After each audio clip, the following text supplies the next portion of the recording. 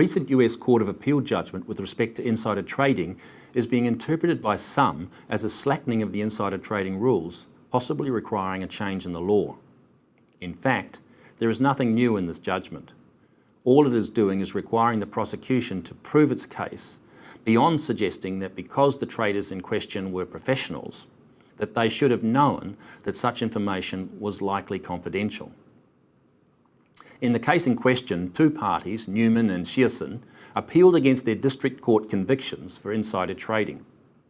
The substance of the appellant court decision was that the prosecution had not proved beyond a reasonable doubt that the tipee knew that an insider disclosed confidential information and that he did so in exchange for personal benefit. According to the evidence accepted by the appellant court, the defendants were 4 levels of separation from the original tipee, did not know the original tipee, and therefore could not have known either that he breached his fiduciary duty to the companies in question or that the tipee received a personal benefit from so doing, and in any case, that the prosecution had not been able to prove otherwise. The decision by the appellant court was shown to be in line with the ruling in a case Dirks versus SEC way back in 1983, so it's hardly new. In the Dirks case, the tipee was tipping the investment community to a possible fraud and was therefore judged not to be personally benefiting.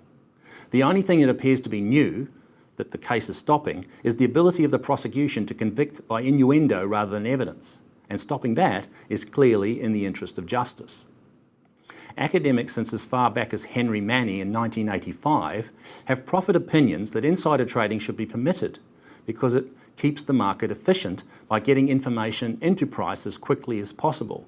And the argument is quite logical as far as it goes. However, it misses the point that the requirement for all securities regulations the world over is to ensure that markets are both fair and efficient. What this means is that we cannot accept regulations or changes to them that benefit efficiency to the detriment of market fairness. All securities market design changes, including regulations, need to do no harm. That is, in increasing efficiency, it cannot at the same time reduce other elements of efficiency or fairness, and of course vice versa. Evidence available from the CMCRC with respect to one element of market fairness, namely the extent of market manipulation, shows that markets that have higher levels of particular forms of manipulation, namely marking the close, have higher transactions costs, suggesting a trade-off between price discovery, the Henry Manny idea, and the cost of trading. Why? Because if investors think the market is not a fair game, and the ability to insider trade, market manipulate, and front run without impunity seems like good examples of such, then they will be less inclined to participate in the market. This leads to lower liquidity and in turn higher costs of trading, drawing a direct link between fairness and efficiency, and in the process suggesting why insider trading is never appropriate, because it doesn't pass the market test of do no harm.